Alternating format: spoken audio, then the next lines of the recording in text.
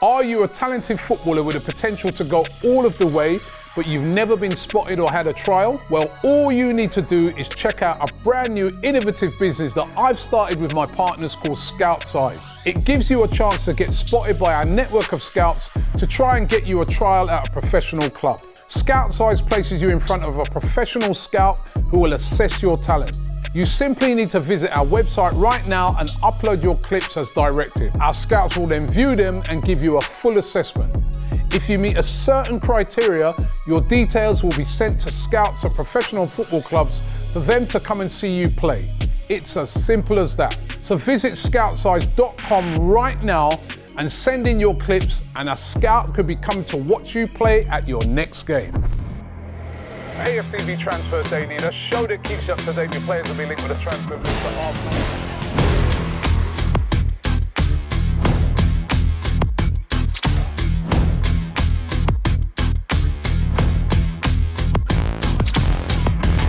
Hi, and welcome along to AFTV Transfer Daily, the show that keeps you up to date with players that have been linked with a summer transfer move to Arsenal.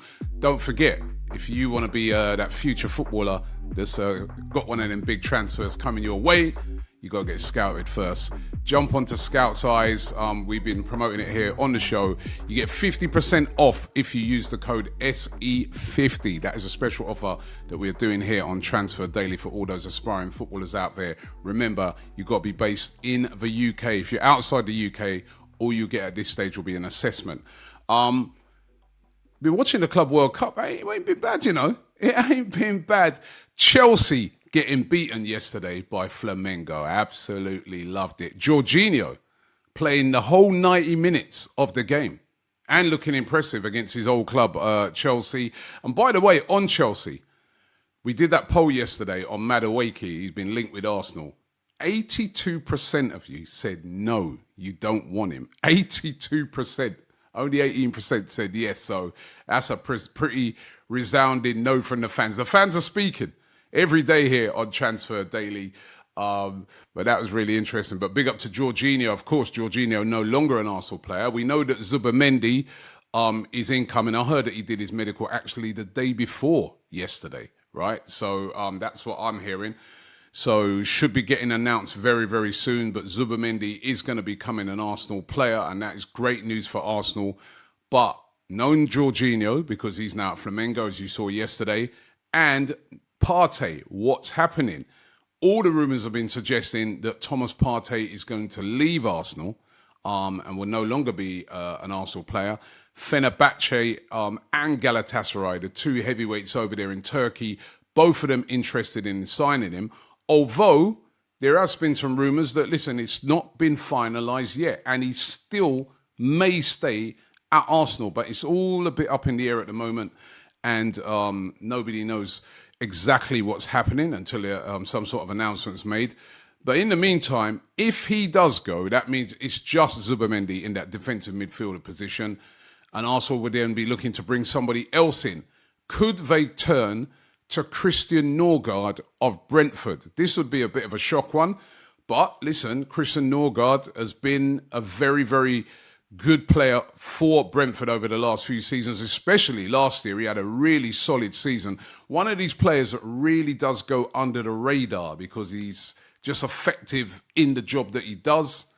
And, you know, he's not at a big club, so we don't end up talking about him. But if you go to a Brentford fan and speak to them, they'll be like, yeah, he's a real rock in that midfield. Only just signed a new deal last season, though. Still got 2 years left on his contract. And he's 31 years of age. So you can look on that and say, very experienced Premier League player, you know, Denmark international experienced player. Or you could look on that and say, well, you're replacing one old player with another old player. What's the point? But Christian Nørgaard being heavily linked with a move to Arsenal today, that's dependent on Thomas Partey departing. This next one, I mean, this would be exciting if it's true, right? Eduardo Camavinga of Real Madrid, top player. I remember seeing him playing when he was at Rennes and thinking, wow, this kid, he's good, man. And he was at that time he was only about 17, I think. Now, it's a publication over in Spain called Defensa Central. They claim, and these are their quotes, that Arteta is very interested in Camavinga, and also believes it would be possible to sign him for less than 50 million euros. That's 42 million pounds. Now, where they're getting this information from, I don't know, but this is a publication over in Spain that have, gone with this. It's been despite him being a top player, I remember him getting sent off against Arsenal. That kind of sums up his season in a way. Been very, very inconsistent playing for Real Madrid. He's only started 29% of games last season for Real Madrid. And remember, it is a World Cup year. And that's the thing that a lot of players will be thinking about. Only playing 29, or should I say, when I say that, sorry, he's only started 29% of the La Liga games. You're only starting that amount. That's not a good look for when you're trying to get into a team like France, which is so competitive in that midfield area. So could that sway Camavinga's mind, thinking maybe I'll go elsewhere? However, Xavi Alonso said to be a big fan of him and does not really want to sell him. So I just see this one as really, really doubtful. But it is a rumour out there today coming from Defensa Central. They are based over there in Spain. They're saying that Arteta believes it's doable. You never know in transfer windows. That's definitely not a deal if what it was at all possible that could get done quickly. That would be like one of those things that, again, what I call those sort of circumstance deals that fall into a place over a period of time. But I'd be very surprised if Real Madrid let Camavinga go. He's a popular with the fans as well. I just don't see that one happening, but it's a rumour today. This one as well is another surprise rumour. Bilal El Khannouss of Leicester City. Now, don't get me wrong. The times I saw Leicester playing last season, on the whole, they were dreadful. Really, really bad. But one player that always seemed to be, stand out a bit and you've been like, he looks decent, was El Khannouss, Moroccan international.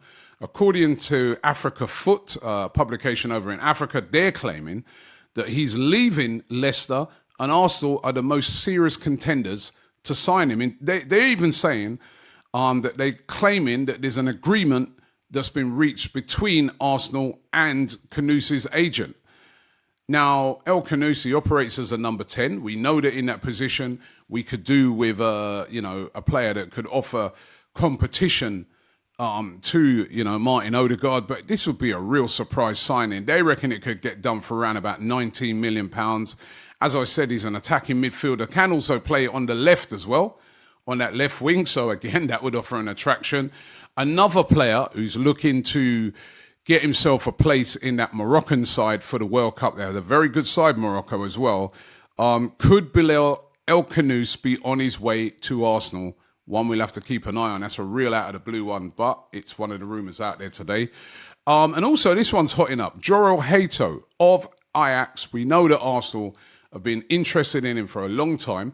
Caught offside, they're claiming that Arsenal have stolen a march on Chelsea and have proposed a 6-year contract to get the player over the line. Talks have said to have been positive between Arsenal and his representatives as well. As we know, he can play left back, he can play centre back, and he is definitely one of those players that have been talked about as being real top player in the future. We know that Chelsea have been signing a lot of players that fit into that category. Arsenal really they're definitely interested in Hato. Whether they're going to be able to get him away from Ajax this transfer window is going to be very interesting to see. But Hato, one to watch, I think, in this transfer. You know what, as a matter of fact, let's get the rumour rate. I don't know if I've done a rumour rate on this one, but let me just press it there. And as you see, that's going to about just over halfway. I think there's something in this. There's something in this rumour. So Hato of Ajax, one to keep an eye on this transfer window. This is interesting regarding Benjamin Sesko. Could this be the hold-up in Arsenal signing him? And could this lead to possibly Arsenal turning to Gyokeres instead of Sesko?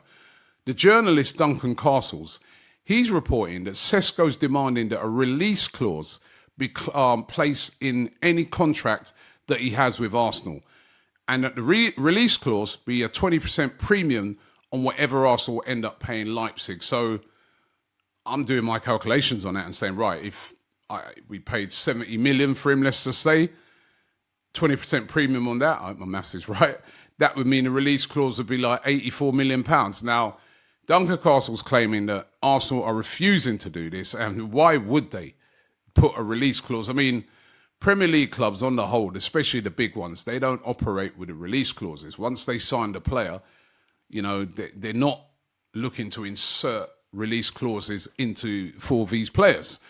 And this would be a real sticking point, particularly when if you read up on the history of Sesko, he's always said that his real ambition is to one day play for Real Madrid. So even if you go and put a release clause in there for, 100 million, say, and then he comes and has an outstanding season, or 2 seasons for Arsenal, and then, Real Madrid just come and activate the release clause and then he's gone. I mean, there's no way Arsenal are going to do any release clauses in that contract. That's said to be the sticking point. It's according to Duncan Castles. If that is the case, I'd be saying to Arsenal, don't get Sesko if he's looking for release clauses. But that apparently is leading to the hold-up. And then you start to question, this player's looking for a release clause in his contract. Do you really want him? Is he going to be fully committed to the cause? Or is it, even though when he's playing well, he's got one eye on that big move elsewhere? One to watch that. One to watch. He's the only sort of journalist reporting on it so far, but one to watch. Victor Gyokeres, on the other hand, is prioritising Arsenal. He wants to move to Arsenal. This despite the fact Juventus are pushing hard to sign Victor Gyokeres. He's resisting all of those claims at the moment because he only has eyes right now for Arsenal. He wants that Arsenal move. It's going to be interesting to see where he ends up. But that Sesko thing, if that's true, it makes this whole striker search very, very interesting and could explain the real hold-up in any Gyokeres deal getting done. So let's keep, or Sesko deal getting done. Let's keep an eye on that one. Situation is very interesting.